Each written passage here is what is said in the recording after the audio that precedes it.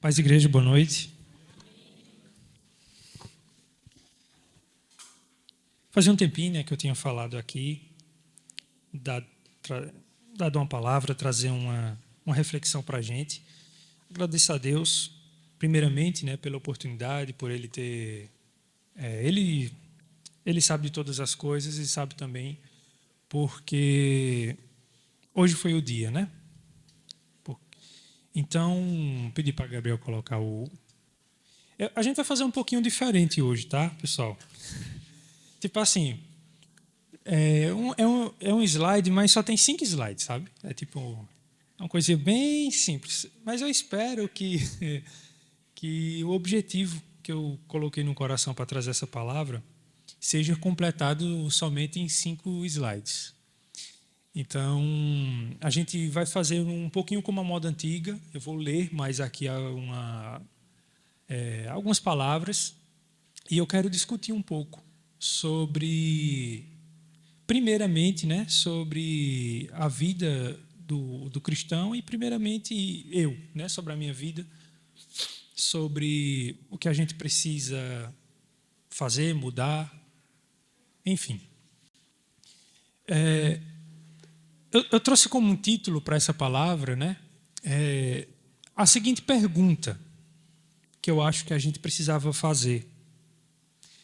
Pequeno Cristo ou fariseu? Como o mau testemunho pode impedir a salvação de muitos?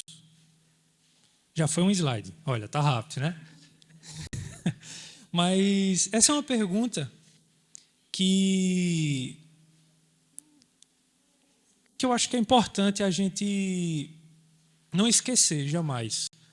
Porque não se trata somente da nossa vida em jogo quando você está na obra, quando você está no caminho, quando você está discutindo a Bíblia, quando você está discutindo a palavra, quando você está discutindo as coisas de Deus, você não está tratando somente de si. Não é só você que está ali, não é somente você que está em jogo, vamos dizer assim. Você também lida com a vida de outras pessoas. E sempre que eu sou convidado assim para dar uma palavra, seja onde for assim, eu sempre me preocupo bastante, porque a partir do que eu falar, aquilo pode afetar a vida de tantas pessoas, de tantas maneiras diferentes, que eu não tenho noção de onde vai parar tal coisa, sabe? Se for uma palavra de bênção, a gente não imagina até onde aquela bênção vai parar. Mas se for uma palavra de erro, de engano, a gente também não tem noção nenhuma até onde aquele engano vai atingir. Até onde vai prejudicar, às vezes até pessoas que não estavam presentes em determinado momento, quando a gente diz alguma coisa, ficam sabendo por terceiros ou quartos de uma história e a gente acaba sendo responsável por uma coisa que muitas vezes talvez não tivesse nem sido a intenção no íntimo de fazer isso. Então, eu costumo pedir muita misericórdia a Deus para que seja o que eu consiga falar aqui na frente, que venha do Espírito e que a gente possa pensar sobre isso. Amém? Eu quero trazer 4 palavrinhas para vocês aqui. A primeira delas está em Efésios, capítulo 5. Capítulo 5, versículo 1 ao 12. Depois a gente pula um pouquinho e do 15 ao 17. Como eu disse, a gente vai pular, vai ser um pouquinho a moda antiga aqui. A gente vai ler bastante para a gente discutir um pouco, certo? Ler a palavra de Deus e para a gente tentar ter uma opinião menos temática e mais bíblica, né?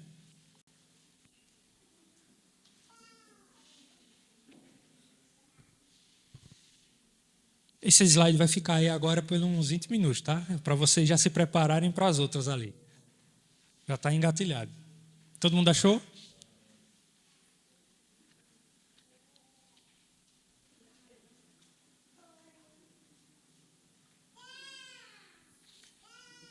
Tá, Efésios 5. Vou começar a ler. Tornai-vos, pois, imitadores de Cristo, como filhos amados, e andai em amor, assim como Cristo também vos amou e se entregou por nós a Deus, como oferta e sacrifício de odor suave. Fornicação e qualquer impureza ou avareza nem sequer se nomeiem entre vós, como convém a santos, nem ditos indecentes, picantes ou maliciosos, que não convém, mas antes ações de graças. Pois é bom que saibais que nenhum fornicário ou impuro ou avarento, que é idólatra, tem herança no reino de Cristo e de Deus. Ninguém vos engane com palavras vãs, porque por essas coisas vem a ira de Deus sobre aqueles que a ele resistem. Não vos torneis, pois, coparticipantes das suas ações. Outrora ereis treva, mas agora sois luz no Senhor. Andai como luz, como filhos da luz.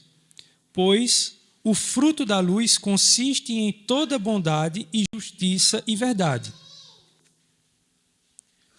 Procurai discernir o que é agradável ao Senhor e não sejais participantes das obras infrutuosas das trevas. Antes, denunciai-as, pois o que eles fazem em oculto, até o dizê-lo é vergonhoso. Aí a gente pula para o versículo 15. Vede, pois, cuidadosamente como andais, não como tolos, mas como sábios, tirando bom proveito do período presente, porque os dias são maus. Por isso, não sejais insensatos, mas procurai conhecer a vontade do Senhor. Amém? Essa palavra aqui, a gente tem que lembrar que Paulo ele escreve essas palavras. É importante dizer, todo mundo já sabe disso, mas é importante a gente dizer que Paulo ele escreve essas palavras aqui para uma igreja já formada, né? Tipo, depois que ali na história dos evangelhos, depois que Jesus vem, prega e tem a sua vida ali com os discípulos, a gente começa no livro de Atos a ver as primeiras formações cristãs ali da igreja, como se deu o dia de Pentecostes, quando o Espírito Santo desceu, como isso aqui começou a acontecer naquele tempo, né?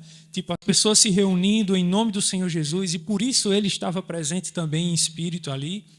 E aquele mover ali no livro de Atos começou a crescer e a tomar conta de toda a região, né? É por isso que depois Paulo, missionário, durante as viagens, sente a necessidade de enviar cartas a outras comunidades cristãs que estavam passando por problemas.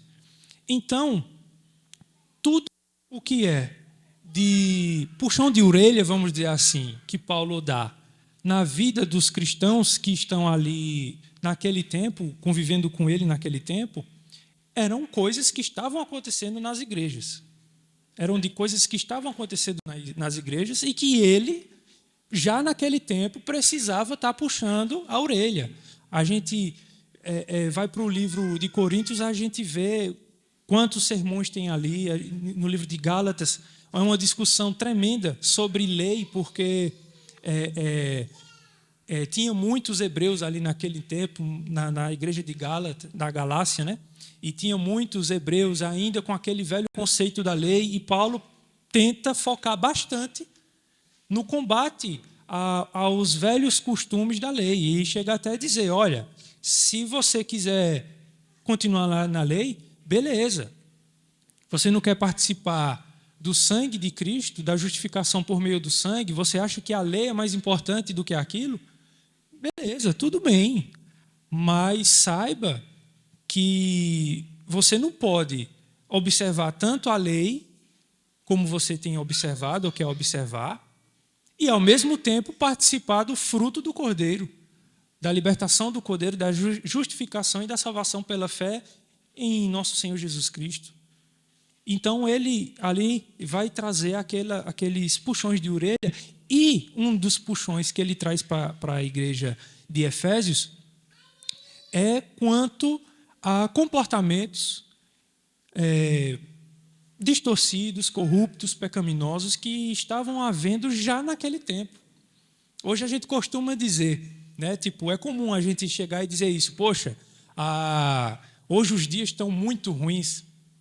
Hoje as coisas estão muito ruins, porque o mundo tá no fim, porque as coisas estão muito ruins. Mas lendo a Bíblia, a gente percebe que em algum momento o mundo já ficou pior do que hoje. E foi por isso que ele trouxe o dilúvio ali para limpar a terra de toda a corrupção que já nela já havia. E isso há cerca de 6.000 anos atrás, 5.000 anos atrás. E Deus já vinha trazido isso porque não dava mais para suportar. Porque não dava mais. Então, aí a gente percebe aqui o início de uma igreja tinha acabado de começar, e as pessoas tinham acabado de receber a boa nova, o evangelho de Jesus Cristo, e já estavam praticando todo tipo de moralidade, mesmo dentro da igreja. Mesmo tendo visto com os próprios olhos, até o próprio Cristo, talvez. Mesmo apesar disso, as pessoas já se colocavam, já agiam dessa forma, já se colocavam como alguém hipócrita dentro da igreja. Como é que pode? Como é que isso é possível? Hoje, aqui a gente fica constantemente transtornado assim, quando dentro da nossa pequena comunidade, que é uma pequena comunidade, né? Em comparação a toda a obra de Cristo, toda a igreja de Cristo, a gente fica espantado como tais coisas acontecem no nosso meio. Mas como será que Paulo ficou quando ele, que tinha, sei lá, há poucos anos saído de uma comunidade, pregado diretamente o evangelho para aquela comunidade, como é que ele se sentiria ou se sentiu sabendo que há pouco tempo irmãos daquela igreja já estavam praticando imoralidades? Em uma das cartas, Paulo vai dizer que ficou chocado, surpreso, quando soube que um membro de determinada igreja estava tendo relações com a mãe, com a esposa do próprio pai. E ele diz, olha, considera esse cara aí anátema. Ele está fazendo uma barbaridade. Pessoas praticando por pura consciência, assim, coisas que deveriam já a um povo que tinham acabado de receber o Espírito Santo em Pentecostes, há pouquíssimo tempo, sentirem-se completamente enojadas daquilo.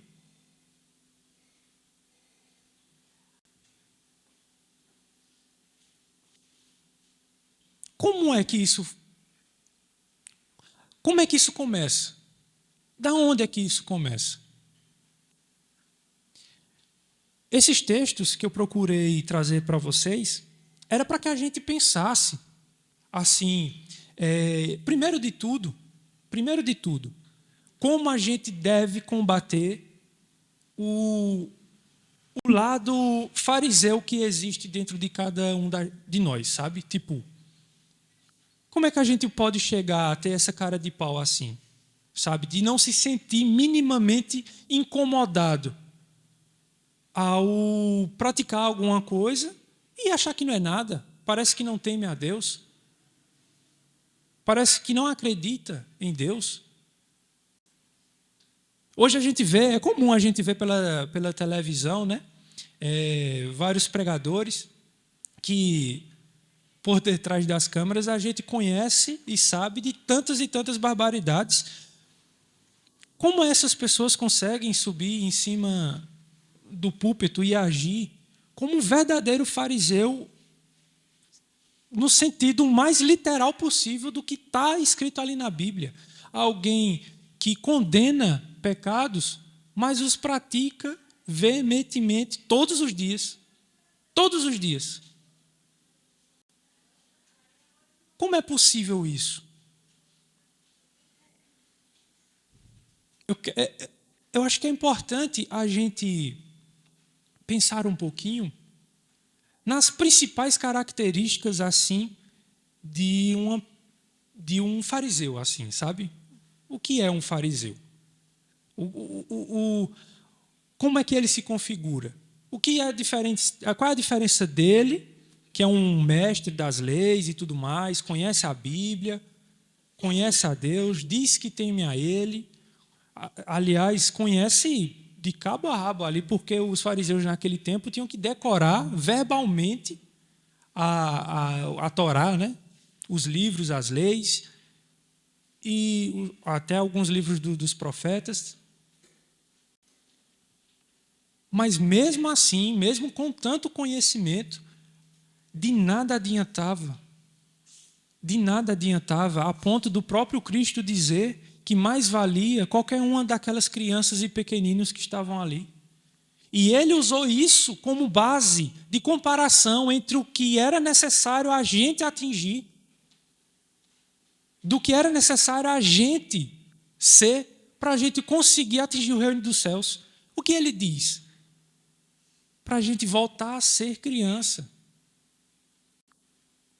Para a gente voltar a ser criança. Diante disso aqui, do que eu li aqui em Efésios, em que ele combate a fornicação, conversas picantes, indecentes, sensualidade, tudo isso aqui, impureza, idolatria, depois da gente experimentar isso, porque inevitavelmente em algum momento na nossa vida a gente experimentou essas coisas. Ora, nós somos pecadores. Quem dizer que a gente nunca passei pelo menos por uma dessas coisas aqui, o próprio Cristo diz que você coloca o próprio Pai contra a parede. Ele fala, só Ele é bom, o resto tudo é mal e é pecador. Em algum nível a gente já experimentou esses tipos de pecados. Em algum nível a gente já experimentou. Mas como é possível a gente, mesmo tendo experimentado isso, a gente passar por um processo de renovação completa da mente para que a gente esqueça e se comporte como uma criança novamente, completamente inocente? O conceito, vou dizer até científico disso, é muito difícil.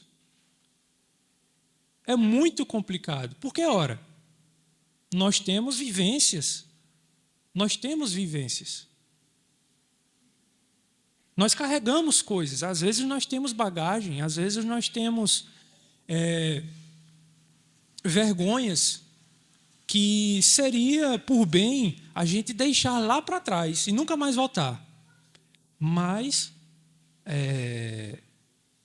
eu acredito que eu não falo sozinho, eu não falo por mim sozinho quando eu digo que em algum pecado a gente acaba recorrendo nele por várias e várias vezes. Várias e várias vezes. E aí não importa se a gente já foi batizado, se a gente já foi liberto, se a gente já foi renovado, se a gente já foi justificado, mas aí, ainda assim, em algum nível, a gente cai nisso. A palavra de hoje, ela é, em primeira colocação, assim, um recado dificílimo para mim mesmo, porque eu não posso jamais ter a mínima intenção, isso não pode passar pela minha cabeça, de escolher uma palavra na Bíblia que me ataca severamente, que me confronta severamente, e eu negá-la e dizer, não, isso aqui fala comigo demais. Eu preciso trazer para o púlpito uma palavra que fale mais com os outros, que discuta mais sobre os outros. Essa palavra daqui fala primeiramente comigo. Primeiramente comigo, como cristão. Como alguém que sabe, com todas as palavras, de que o meu testemunho pode levar alguém à salvação ou à destruição. É por isso que eu comecei a palavra dizendo que não se trata só de mim. Aliás, quando a gente entra na obra, nunca se trata só da gente, nunca é sobre nós. É só sobre Cristo e a obra dele. Só isso. É só sobre Cristo e a obra dele. Tudo que tiver além disso, está além do Evangelho.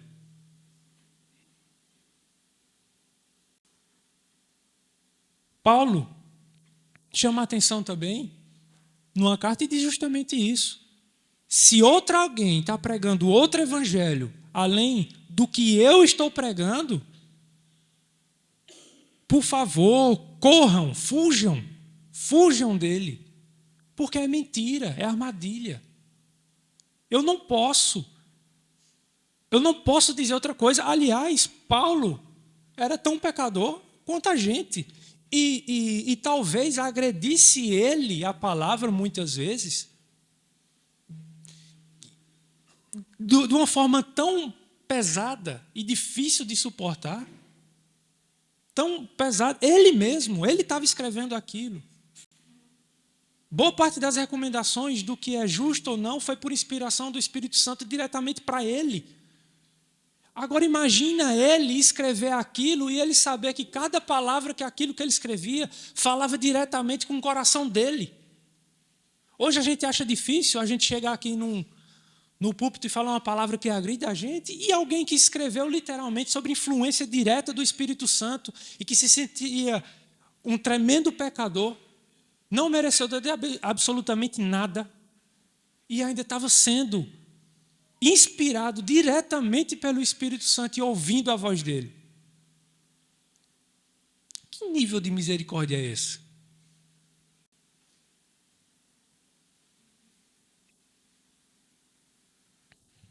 Que nível de misericórdia é esse?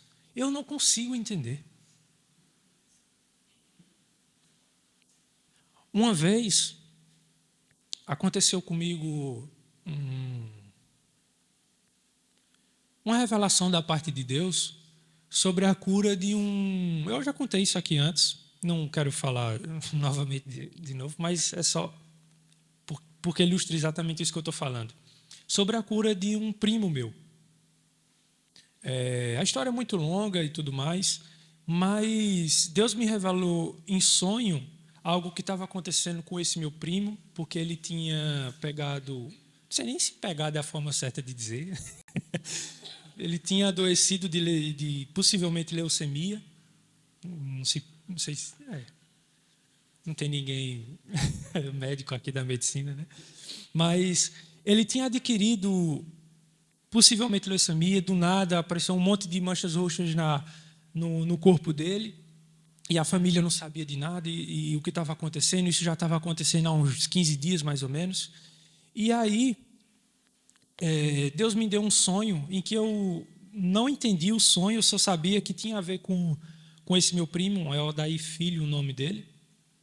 E naquele dia, eu acordei, eu fui para o quarto onde minha mãe estava, ela estava mexendo no computador, sabe, daquele jeito assim. Então, ela tinha muito tempo disponível ali para ficar escrevendo. Então... Durante essa conversa, enquanto ela estava escrevendo uma frase, isso já fazia 10 minutos, eu comecei a chorar desesperadamente. Eu já sou meio chorão, porque eu sou meio nervoso. Os meus nervos não são muito bem controlados desde sempre. Então, ela começou eu comecei a chorar ali, sem saber o motivo.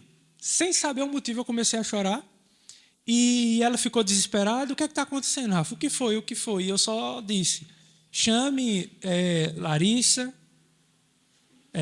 Bruna, que são as minhas irmãs, o nome das minhas irmãs, Larissa e Bruna, minha avó, que eu chamo ela de voína, e quem tiver em casa, chame. E ela, o que foi? Quem tiver em casa, chame.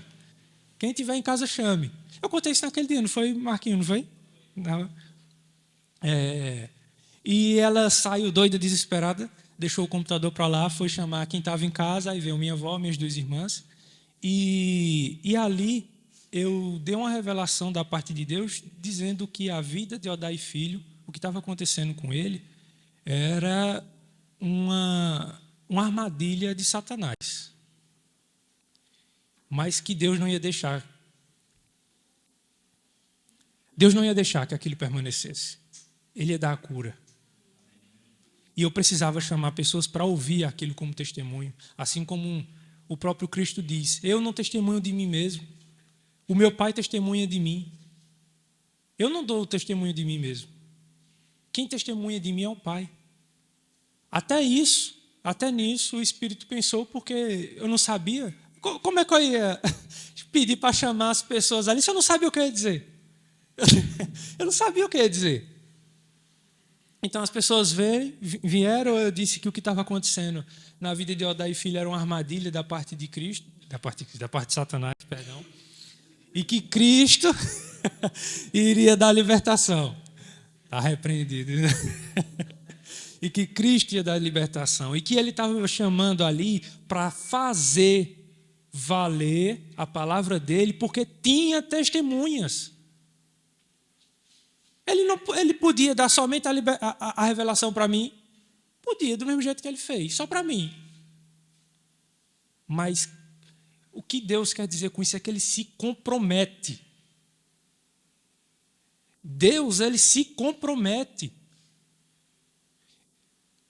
Quando ele verdadeiramente revela alguma coisa através de alguém, se é de Deus, vai acontecer, porque ele se comprometeu. Deus, ele não vai escandalizar o próprio corpo dele. Ele não vai escandalizar o próprio corpo que ele, a duras penas, tem construído no mundo. Desde Cristo. Ele não vai. Por outro lado, nós é que nos deixamos frequentemente sermos enganados com pessoas que não têm compromisso nenhum com Deus e que nós, e quem fala, e nós que ouvimos e acreditamos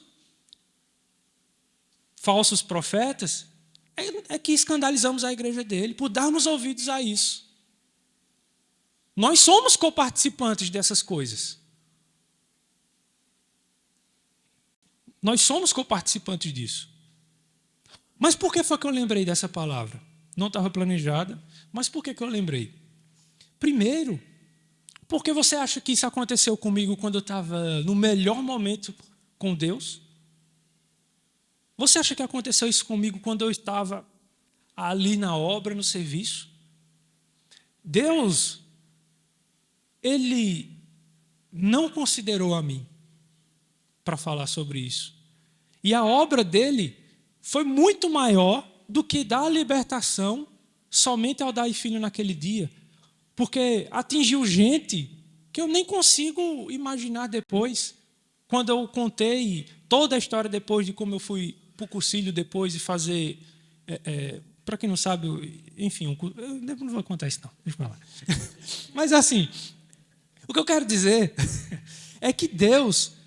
Eu nem consigo imaginar até onde o testemunho da cura daquele menino chegou, porque no lugar em que eu contei essa história a primeira vez, tinha gente de todos os lugares aqui da região. Eu não consigo saber. Então, Deus fez isso na minha... Eu não posso, por nenhum segundo, imaginar que Deus fez isso, me usou ali, porque Rafael estava... Pelo contrário, eu estava no pior, talvez eu acho que o pior momento de relação com ele na minha vida. No pior momento de relação. E ele, por bem, quando eu estava dormindo, não estava nem pensando nele, dormindo. Resolveu fazer isso. Trazer uma revelação. Aí eu volto para Paulo. Isso não foi nem uma sombra do que Paulo vivenciou naqueles dias. Nem uma sombra, Marquinhos. Agora imagina o que é você, dia após dia, ainda se vendo alguém como alguém que erra consigo mesmo, erra contra Deus, erra contra o irmão, erra contra o Espírito, e erra, e ainda assim Deus está ali, 24 horas por dia, através do Espírito, inspirando as palavras desse homem, para que essas palavras durem até hoje. E vai durar para sempre. Vai durar para sempre.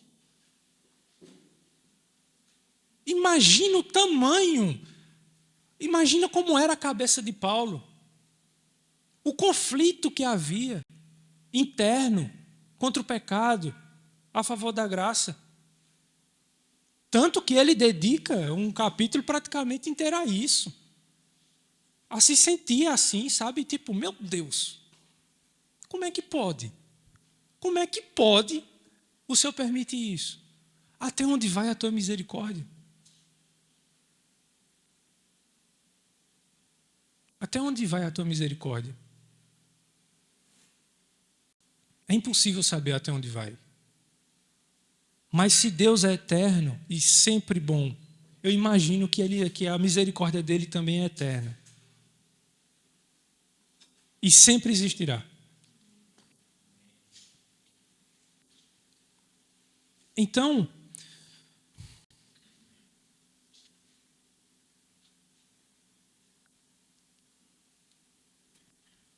eu pulo um pouquinho para a palavra de Efésios 2.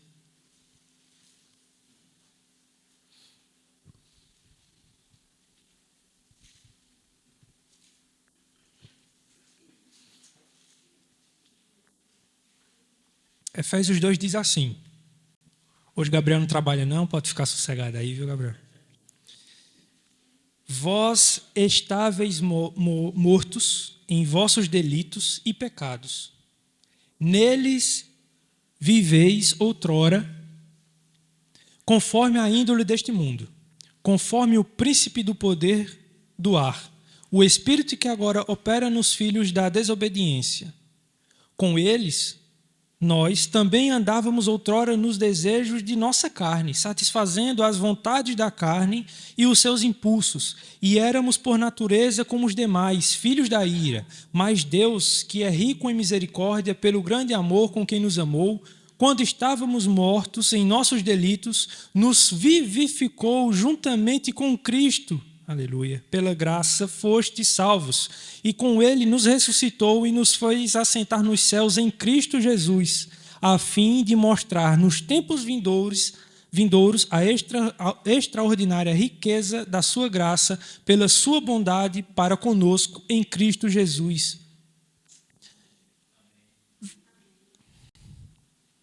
É impressionante quando a gente para e pensa. A gente estava lá na casa de Ivan esses dias na célula discutindo sobre coisas que a gente poderia fazer diferente aqui na igreja, e uma das coisas, não foi, Silvane, que a gente conversou, foi que a gente poderia, no início do culto aqui, a gente parar um pouco, orar, né? Tipo, fazer algo que existe mais nas igrejas assembleianas, né? Eu fazia parte de uma igreja da Assembleia e tinha esse costume da gente sentar, orar um pouco, porque foi uma dica, né, para ver se era bacana a gente fazer isso aqui, trazer para cá também, para a gente tirar um pouco, sabe, tipo, o que a gente carrega no nosso dia a dia, antes da gente chegar aqui. Tem coisas que a gente tá em casa assim fazendo de última hora, tem coisas que a gente vê, que a gente ouve, que a gente escuta, que a gente sente, que a gente discute, que quando a gente chega aqui na igreja, a gente não consegue se concentrar no culto. Daqui a pouco a gente está com sono, daqui a pouco a gente diz, o culto hoje foi horrível. Por dentro, a gente não diz isso. Se a irmã pergunta, foi uma benção. Mas por dentro, mais ou menos, mais ou menos. Mas às vezes a culpa não é do pregador, não é de quem dirige, não é de quem trabalha com as ofertas, não é dos músicos. Às vezes a culpa é da gente mesmo, que a gente não veio preparado ali para estar naquele lugar, que a gente tinha coisas a resolver, ou que talvez pudesse ser até a hora da gente parar, relaxar e ter um tempo, mas a gente não se dá esse tempo mais. O mundo hoje, a gente não se permite mais esse tempo. Ele oferta tudo fácil, na palma da mão, no meu caso está aqui no bolso, e é muito fácil a gente se perder naquilo ali por tempos e tempos. Muito fácil. E aí, quando a gente chega aqui na palavra, a gente está lembrando de uma música que a gente viu ainda, do tapa que não sei quem levou lá no Rio de não sei aonde. das músicas que cola na cabeça e não sai mais. E a gente não tem esse tempo de respiro. A gente não tem esse tempo para respirar, para a gente sair. A palavra diz, olha, vocês estão no mundo, mas vocês não são dele. Todos nós aqui estamos no mundo. Vamos ficar nele por mais um tempo, até a volta de Cristo. O arrebatamento, o que acontecer primeiro. Mas a gente vai ficar nele por um tempo ainda. A gente precisa parar.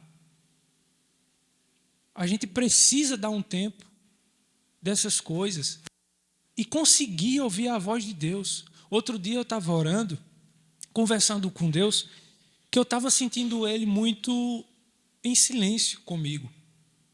Eu estava sentindo Deus muito em silêncio comigo, já há algum tempo. E eu me perguntava, isso uma oração particular minha, por que o Senhor está em silêncio comigo há tanto tempo? Para mim já era muito tempo. Por que o Senhor está em silêncio? Mas será que Deus realmente ficou em silêncio? Ou será que a gente é que tem perdido só a capacidade de ouvi-lo? Como é que a gente consegue sintonizar e reconhecer a voz dele no meio de tanto barulho, no meio de tanta interferência?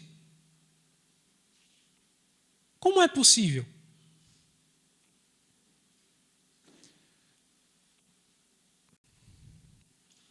Eu a dizer essas coisas, eu fico assim,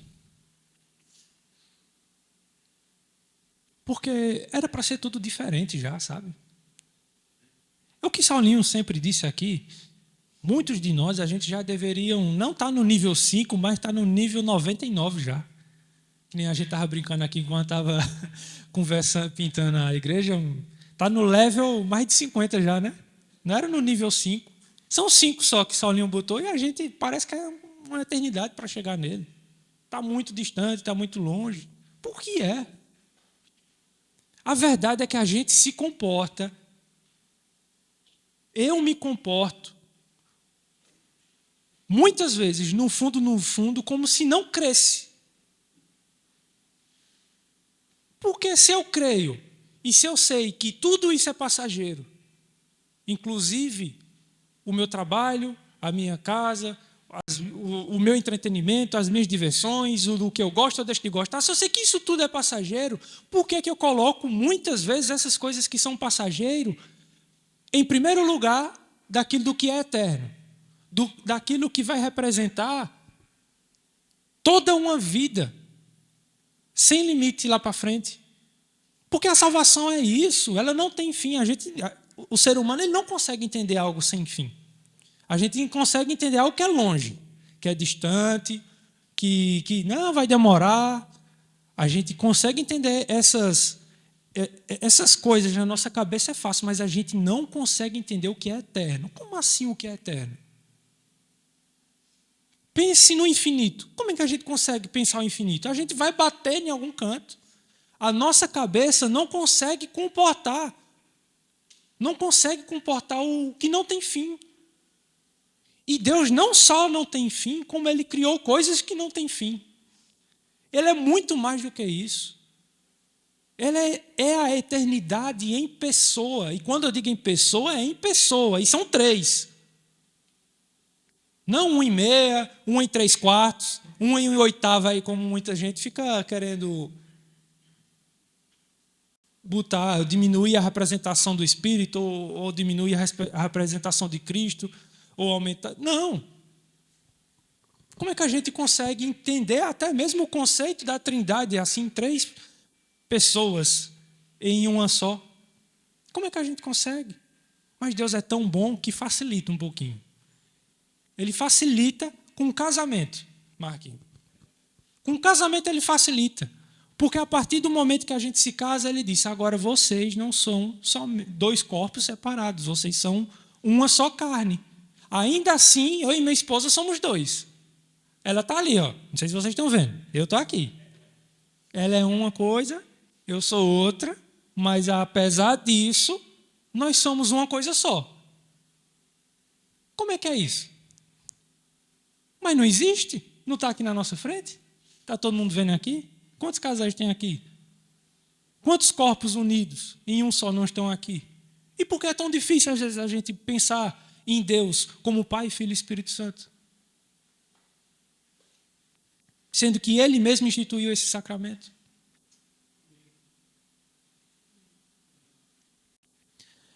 Então,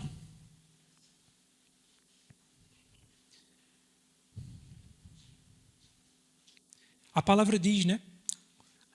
Com eles, com os principados e potestades, com os nossos inimigos, outrora a gente andava sobre o desejo da carne.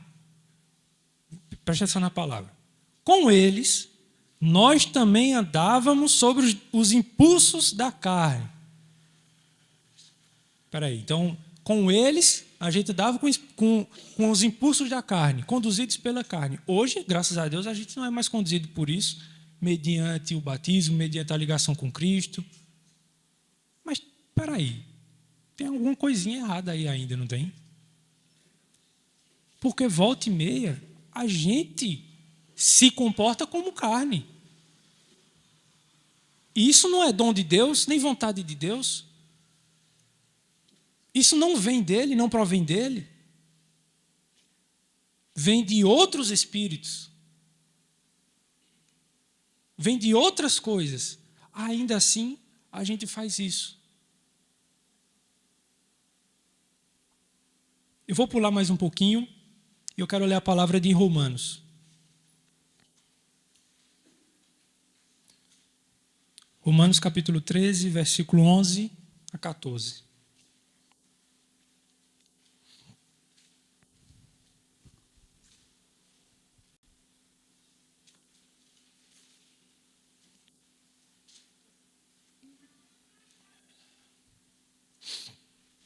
Versículo 11.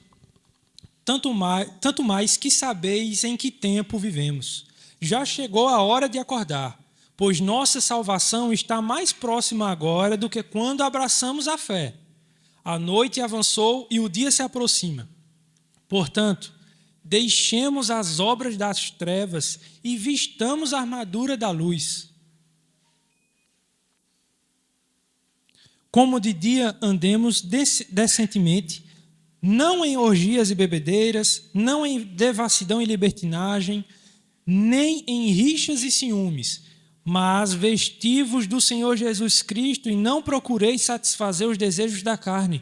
Você percebe que essa palavra aqui em Romanos, ele meio que dá uma cutucada no que ele disse ali em Efésios, em que a gente acabou de ler. Quando a gente estava no mundo, quando a gente era desses espíritos malignos que nos influenciavam a agir dessa forma, a ter esse comportamento, a fazer essa coisa, a ter tal atitude. Quando a gente era desse mundo, a gente fazia tudo isso, irmão, mas hoje, graças a Deus, nada disso acontece. Ele diz em Efésios. Aí aqui em Romanos ele diz, revestir a armadura do Senhor, para que vocês não caiam em trevas novamente. Ele meio que dá a entender, diz, olha, é possível, tá? Porque a gente é pecador. Hora e meia a carne vai falar mais alto. Hora e meia a carne vai falar mais alto.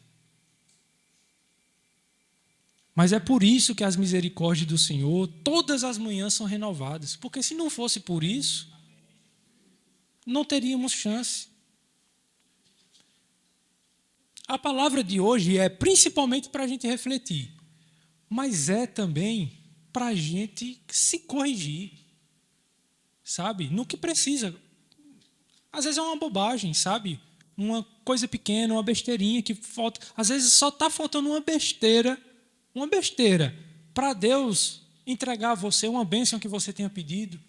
A palavra fala, se nós que somos ruins, e a palavra garante isso, desde o nascimento, porque temos pecado. Quando o nosso filho pede pão, a gente sabe dar pão, por que ele não saberia? Por que a gente às vezes está pedindo pão, pão, meu Deus? Está tanto tempo e o pão não vem, e o pão não vem, e o pão não vem. Por que demora tanto? Porque às vezes precisa a gente largar alguma coisa. Às vezes depende disso, para que Deus veja você minimamente inclinado ao bem. A vida do homem não é fácil porque ele já nasceu inclinado ao mal. Então, quando a gente larga as nossas coisas, os nossos desejos e vive a vida de Cristo, a gente está nadando contra a maré por conta própria. Aliás, só por isso a gente já está indo contra o que é comum. Já é difícil.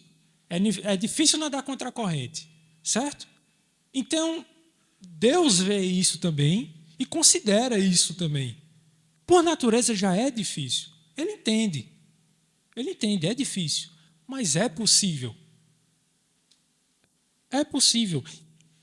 E talvez só falte um pouco mais de maturidade também em como se comportar em algumas coisas, sabe? Tipo, às vezes a gente erra e tal, não sei o quê, mas a gente parece que não é maduro nesses erros. Até nos erros a gente parece que não tem maturidade suficiente para saber lidar com eles e saber como contorná-los, como voltar ao estado que a gente estava antes do erro. Porque como é que a gente vai conseguir dar frutos, seja eles quais forem, se todas as vezes que a gente errar, a gente voltar a estaca zero? Ora, alguém planta, a palavra semeia no nosso coração, cresce, fortalece, na hora que está prestes a dar um fruto, vê o inimigo, ataca aquela plantinha ali, aí a gente olha para aquele, mas rapaz, que serviço, né? Aí pega pelo pé, arranca e vai esperar a palavra plantar de novo. Aí vai demorar. Para a gente conseguir dar um mínimo fruto que for, vai demorar muito. Até um tempo eu estava na casa de Rafa, numa célula, e eu lembrei de uma música, dessa música de novo aqui. Infelizmente eu não sou solinho para cantar aqui para vocês, mas... não. Mas tem uma música de Rodolfo Abrantes que o refrão dela diz o seguinte: aonde está a arca que eu te mandei construir? Aonde está a arca que eu te mandei construir? Eu te dei tempo. Toda vez que eu escuto essa música, eu fico... sabe, tipo, meu Deus, é verdade. Não tem nem uns pregos ainda batidos. A gente precisa. Tem muita coisa para fazer. A gente precisa construir uma arca. Não é um botezinho, não, para atravessar o rio Una ali, não. É uma coisa grande, porque a obra de Deus é grande. Lida com pessoas, lida com vidas. Tem gente precisando disso. Tem gente dependendo disso.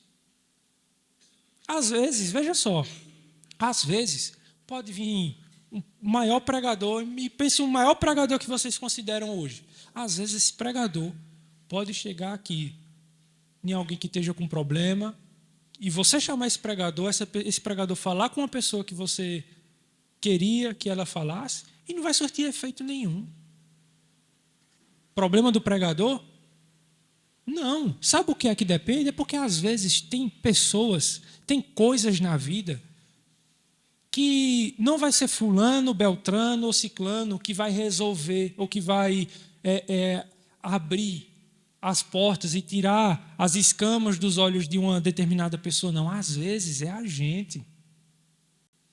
Às vezes, se Rafa chegar se eu tenho um problema com a minha família, Rafa chega em casa falando com a minha mãe, com o meu pai, não sei o quê, às vezes.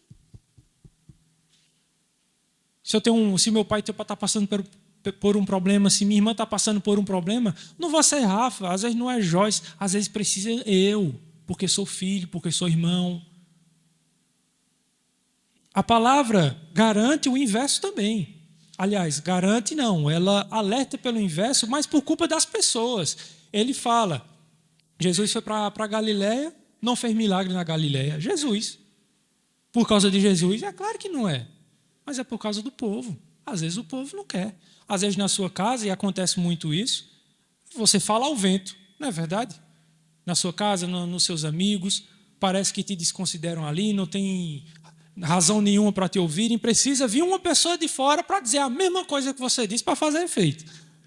Às vezes diz até de uma forma mais simples. Aí funciona. Mas isso é por causa do povo. Mas isso não é uma regra. Às vezes, certa missão depende da pessoa certa. Você até pode conseguir comer um arroz e um feijão com um machado. Pode, mas não é o ideal. Às vezes você precisa da ferramenta certa e às vezes você pode ser essa ferramenta. Então a gente só precisa abrir os nossos olhos espirituais, os nossos ouvidos e ver, ser mais perceptivo às coisas que estão acontecendo ao nosso redor. Só um pouquinho ali, porque às vezes é a gente que precisa fazer uma determinada coisa. E aí, toda uma mudança na vida de uma pessoa acontecer.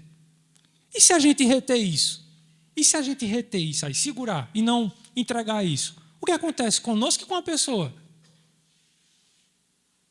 A gente não quer que Deus retenha a sua bondade com a gente. Por que a gente vai reter alguma coisa desse tipo para outra pessoa, seja ela quem for? Eu entendo que, às vezes, em algum nível ali, existe um certo nível de insegurança, de preocupação, até de vergonha, né, da gente agir de determinada forma. Tem pessoas que são mais tímidas mesmo, outras menos tímidas. É normal, acontece. Né? Mas, em algum nível, você não precisa ser o cara mais extrovertido para você levar uma mensagem para uma pessoa. Às vezes, é na simplicidade. O que a Bíblia fala? Me honra no pouco, que eu te honrarei no muito. É assim que ele é. Às vezes a gente manda só uma mensagenzinha, sabe, de texto assim, um negócio, para tentar resolver um assunto. E às vezes é o que precisa. Mas precisa. Em primeira instância, precisa.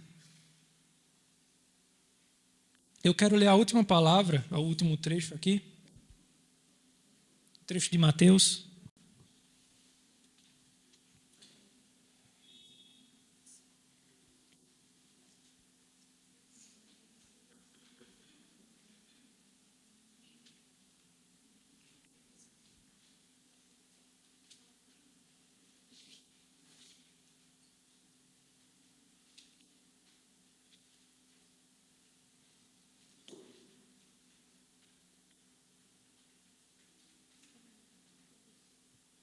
Está errado ali, tá, gente? Não é do versículo 11, não. Eu quero começar a ler do 13. Mateus 23, 13. Ai de vós, escribas e fariseus e hipócritas, porque bloqueais o reino dos céus diante dos homens.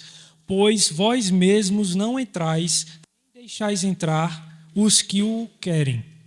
Ai de vós, escribas e fariseus, hipócritas, que percorreis o mar e a terra para fazer um prosélito, mas quando conseguis conquistá-lo, vós o tornais 2 vezes mais digno da jena do que vós.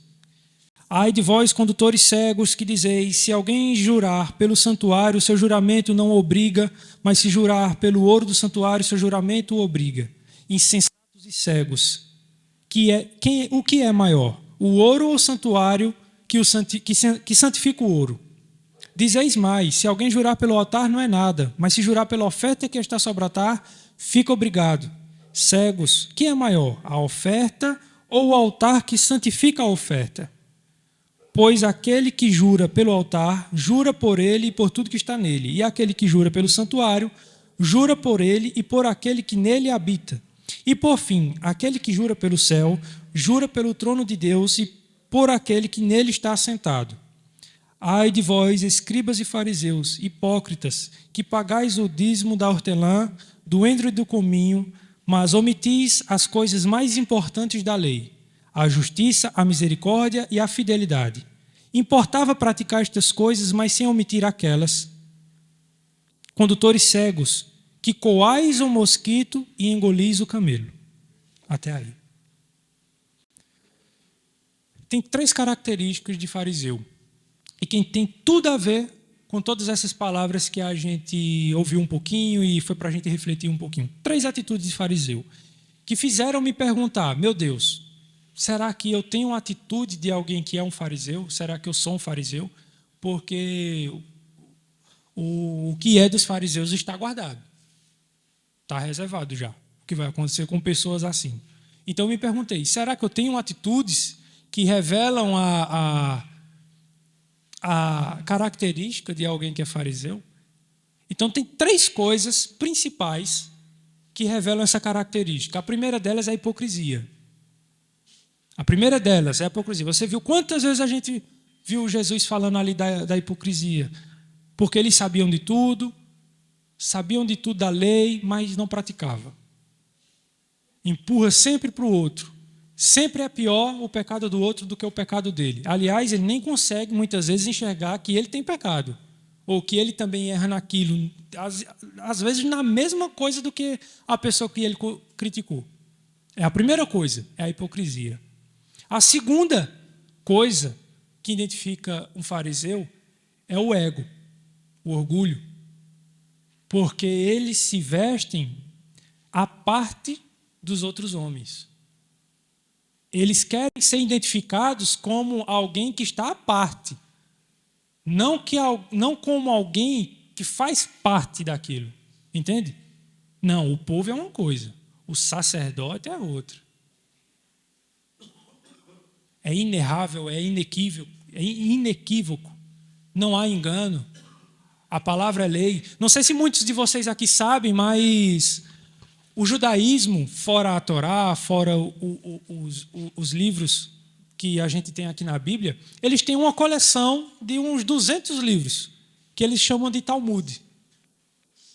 O Talmud, eles passam muito mais tempo da vida lendo o Talmud do que a Bíblia, do que a Torá, que é a palavra de Deus. E por que isso? Porque eles consideram muitos dos ensinamentos rabínicos como completa inspiração divina também, assim como a gente considera a Bíblia.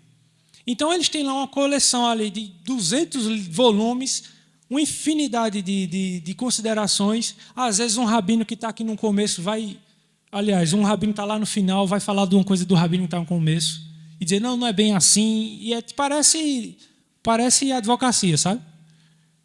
E uma lei bate com a outra e não faz não sei o quê. E é uma loucura. Ninguém entende nada.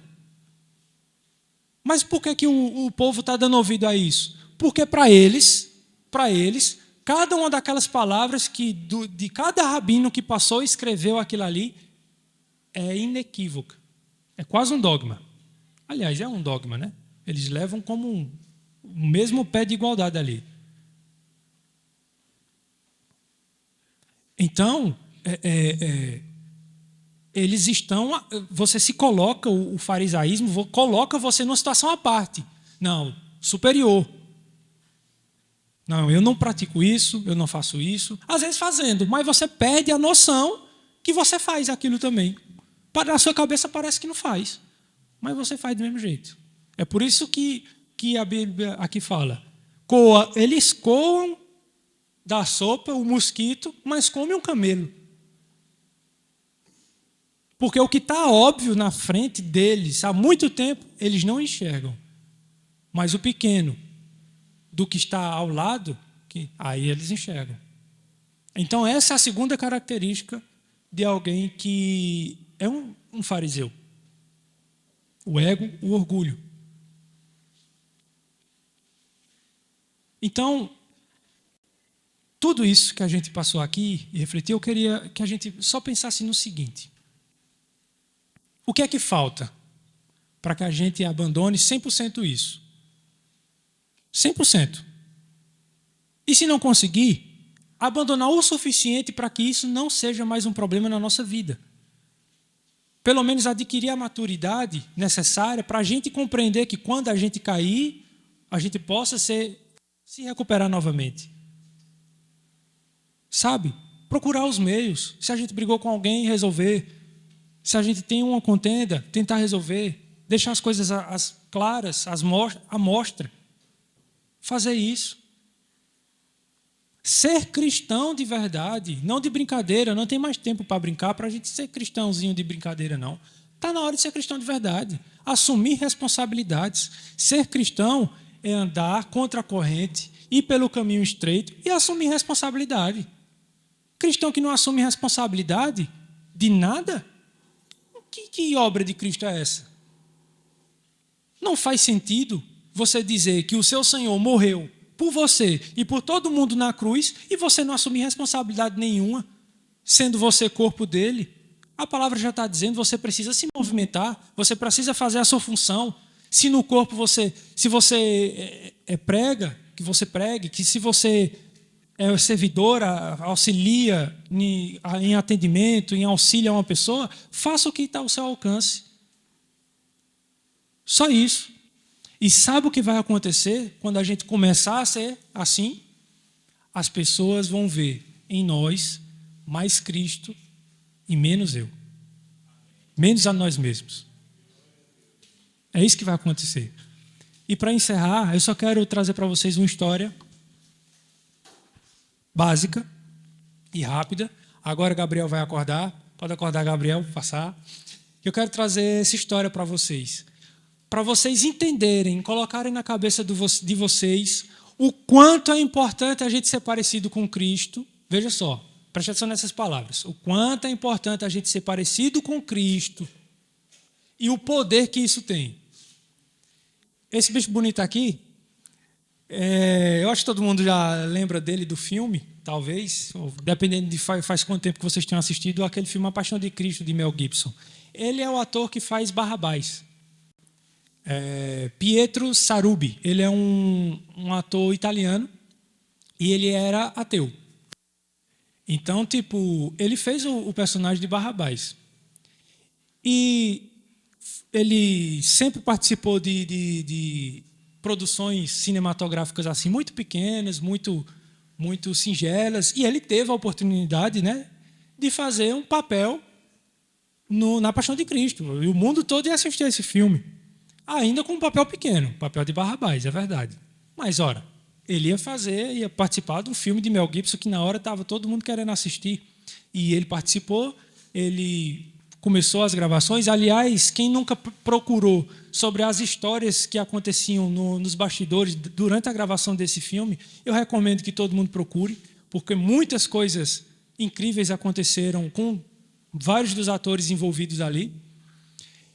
E teve uma coisa, hoje ele não é mais ateu, tá? Ele se converteu. Mas teve uma coisa que fez com que ele se convertesse. Sabe o que foi? Passa aí, Gabriel. Tem um momento no filme que ele está atuando, isso aí é um print do filme mesmo, tá?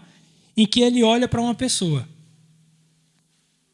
Ele está no filme assim, fazendo assim, e ele olha para uma pessoa. Isso foi para o filme, está no filme e tudo mais. Quando ele olha para a pessoa, ele toma um choque. Uma coisa instantaneamente muda na mente dele. Automaticamente. Sabe o que foi que ele viu? Passa aí, Gabriel. Essa cena. Ele fez um livro depois. Esse é o ator Jim Steven, alguma coisa assim. Casio, né? Pronto. Ele também depois se converteu, ele também era ateu, depois se converteu desse filme aí. Mas o que converteu o ator que fez o Barrabás, veja só, não foi nenhuma palavra, uma mensagem, um cristão ali dizendo alguma coisa e puxando a orelha. O que converteu aquele homem foi o mero semblante da pessoa de Jesus Cristo. Mesmo que em uma encenação. Ele viu essa imagem de Jim ali, vestido de Cristo, com esse semblante, e na cabeça dele passou automaticamente toda a vida de Cristo pela humanidade. Ele escreveu um livro contando da conversão dele, como foi. Quem puder, eu recomendo que vocês procurem o PDF para ler depois, porque é incrível. Depois ele fez outros livros também, e até onde eu sei, ele continuou na vida cristã. Mas o que eu quero, o início da palavra, desde o início, era para dizer o seguinte: a gente é pequenos cristos, nós somos cristãos. Esse homem aqui não era em absolutamente nada parecido com Cristo, a não ser na sua encenação, a não ser no seu figurino. E isso foi o suficiente para converter uma pessoa. Isso foi o suficiente para converter uma pessoa. a imagem só a imagem. A pergunta que eu quero deixar para todos nós essa noite é o seguinte: o que é que a gente vai conseguir fazer se além da imagem de Cristo, está impressa em nós, se as atitudes dele, se as escolhas dele também estiverem conosco? Até onde nós vamos? É isso que eu quero dizer essa noite para vocês. Porque ele falou, não é mais eu que vivo, mas Cristo vive em mim.